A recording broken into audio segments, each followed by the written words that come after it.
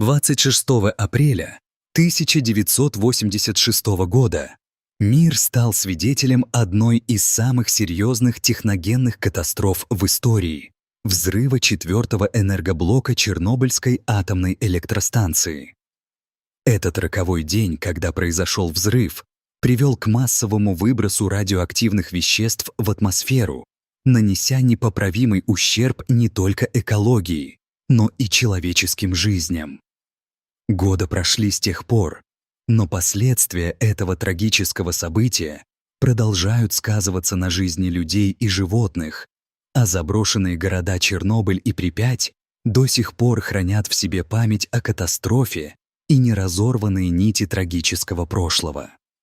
Многие аспекты этой катастрофы остаются актуальными, от экологических последствий до человеческих историй, вложенных в заброшенные здания и опустевшие улицы.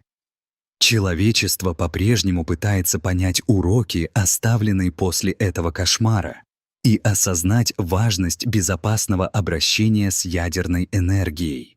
Противогазы — символы катастрофы. Заброшенные улицы. Припяти и Чернобыля до сих пор заполнены странными артефактами, противогазами. Эти защитные устройства, когда-то предназначенные для защиты от ядовитых газов и химических атак, теперь присутствуют в школах, больницах и домах, транслируя молчаливое предупреждение о произошедшей трагедии и обманутой надежде на безопасность. Среди этих артефактов особенно выделяется школа номер 3 в Припяти, где можно найти множество противогазов, которые стали символами неоправданной надежды и человеческой уязвимости в час испытаний. Они напоминают о том, как быстро все может измениться в этом хрупком мире, заставляя нас задумываться о том, как важно быть готовыми к непредвиденным ситуациям и помнить уроки, которые мы получили в результате этой трагедии. Каждая находка противогаза в этих заброшенных зданиях — это голос прошлого, кричащий о необходимости осознания опасностей, которые таит в себе человечество. Рыжий лес. Живой памятник радиации. Рыжий лес, расположенный в непосредственной близости от Чернобыльской АЭС, стал жертвой радиационного воздействия, представляя собой мрачное напоминание о катастрофе. Однажды зеленые деревья, символизировавшие жизнь и плодородие, превратились в буро-красный лес, выжженный радиацией, став загадкой для ученых и посетителей. Этот феномен привлек внимание ученых, которые разделили зону катастрофы на 4 категории по степени радиационного воздействия, чтобы понять весь масштаб бедствия. Рыжий лес олицетворяет последствия человеческой ошибки и напоминает о том, как нежная экосистема может быть разрушена в одно мгновение. Ученые, исследующие этот жуткий лес, замечают парадокс. Возникли новые экосистемы, которые, возможно, смогут адаптироваться к этим неблагоприятным условиям. Лес стал своего рода лабораторией, позволяющей понять, как жизнь может выживать и адаптироваться несмотря на человеческие ошибки и катастрофы, и служит предостережением о том, как необходимо бережно относиться к окружающей среде. Городской парк. Припяти. Запечатленная надежда. Городской парк. Припяти был построен в самом начале 1986 года и предназначался стать местом отдыха и совершенно особенным пространством для всех местных жителей. Однако после катастрофы он остался пустым, став символом опустевшего города и глухой тишины, которую нарушает лишь ветер, проносящийся сквозь заросли зелени. Парк важен не только как место, где когда-то звенели детские голоса и царила семейная идиллия, но и как источник вдохновения для художников и писателей, изобразивших на его фоне трагедию и красоту заброшенности. Его заброшенные аттракционы, осыпавшиеся дорожки и ржавые скамейки не просто рассказывают о прошлом, но и заставляют задуматься о том, как быстро жизнь может измениться. Этот парк стал символом надежды и утраты, напоминая нам о том, что важно помнить о тех, кто был вынужден оставить свои дома, и о том, как важно сохранять память о том времени, когда этот парк был полон жизни. Новый безопасный конфайнмент. Защита от будущего. В 2007 году в Чернобыле был построен новый безопасный конфайнмент, гигантская конструкция весом более 36 тысяч тонн и высотой около 108 метров, подряд широкой общественности. Этот проект стал последней и самой тщательной попыткой изоляции поврежденного реактора от внешних воздействий и радиоактивного загрязнения, одновременно привлекая внимание туристов и ученых со всего мира. Конфайнмент символизирует надежду на защиту окружающей среды и восстановление региона, а также напоминает о том, что уроки прошлого должны быть усвоены, чтобы избежать повторения трагедий. Он стал архитектурным чудом, представляя собой ответ на требования времени и вызовы, с которыми сталкивается человек в стремлении обеспечить безопасность для будущих поколений. Такой подход к модернизации позволяет вернуться к вопросам безопасного обращения с ядерной энергией и напоминает нам о том, что ландшафт Чернобыля еще не окончательно подчинен последствиям аварии, и возможность восстановления — это долгий процесс. Эвакуация жителей. Долгое ожидание спасения. Эвакуация жителей. Припяти началась 27 апреля 1986 года, спустя 36 часов после катастрофы, что является весьма запоздалым решением, учитывая масштаб бедствия. Власти не информировали людей о реальной угрозе радиационного загрязнения, что привело к панике, недоразумениям и чувству безнадежности среди населения. Более 115 тысяч человек покинули свои дома. Многие из них потеряли здоровье и все нажитое, что стало тяжелым бременем для тысяч семей. Эта трагедия оставила незаживающую рану в сердцах тех, кто был вынужден оставить родные места, а также создала множество историй о потерях, борьбе и адаптации к новой реальности. Напоминание о том времени, когда эти люди еще жили и работали в своих домах, пронизывают пространство заброшенных городов. Удивительно, как такая эвакуация могла быть проведена без достаточной информированности о всех угрозах, и этот факт навсегда останется в истории как символ безразличия и бюрократии, которая может стоить жизней. Проект «Тени Чернобыля». Искусство в заброшенности. Художники со всего мира участвуют в проекте «Тени Чернобыля», создавая рисунки на стенах заброшенных зданий в Припяти, зная, что каждое произведение искусства не только украшает, но и задевает за живое. Этот проект вызывает широкий спектр эмоций, от восхищения искусством до критики, приравнивающей его к вандализму. Работы художников становятся мощным средством выражения чувств об утраченных надеждах, преодолении, а также о большом горе, причиненном катастрофой. Они напоминают о трагедии, освещая непростую историю региона и пробуждая интерес к его прошлому. Тем не менее, подобные действия вызывают спорные мнения о том, где кончается искусство и начинается вандализм, что делает этот проект не только художественным, но и социальным комментарием.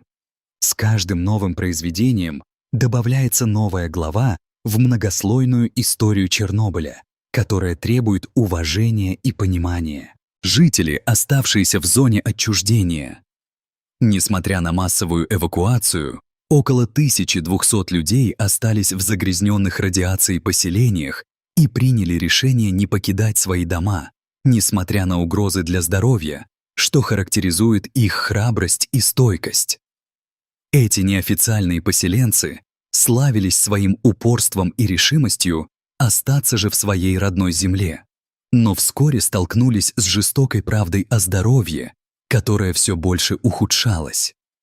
Многих из них преследуют болезни, вызванные радиацией, которые порой проявляются спустя годы после аварии, но они продолжают жить там, где когда-то находился их дом. Это создает уникальную телевизионную хронику с причудливой смесью благородства и трагедии, напоминая о том, что иногда дом не покидают даже тогда, когда очевидно, что он опасен. Их истории, наполненные сложностями и борьбой, остаются незафиксированными на страницах истории, создавая мощный контраст с официальной версией событий. Мистические события в Припяти. Легенды и страхи. В 2022 году два друга, посетившие Припять, узнали о зловещих легендах, услышали детский смех и голос, зовущий на помощь. Они увидели танцующую девочку в заброшенной школе и ужаснулись, покинув город, не желая вводить себя в дополнительный риск.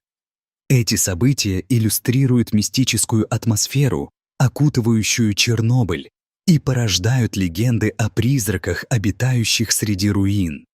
Множество историй, которые передаются из уст в уста, создают ауру таинственности и страха вокруг этого места. И каждый новый случай только подогревает интерес к заброшенному городу. Происшествия, возникающие в таких местах, могут вызывать различные интерпретации, от мистики до научных объяснений.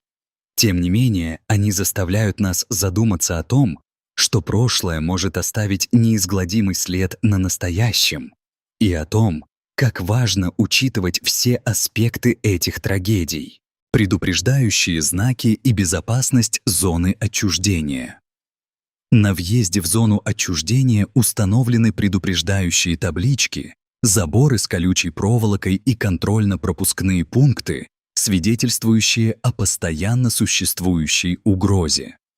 Радиационный контроль осуществляется регулярно, даже несмотря на снижение уровня радиации, сигнализируя о важности безопасности вокруг этой области.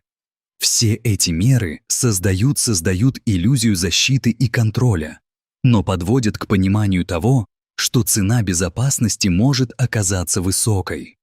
Ограждения лишь частично защищают от невидимого врага, и педантичный подход к радиационному контролю показывает, что человечество все еще не забывало о горьких уроках из прошлого.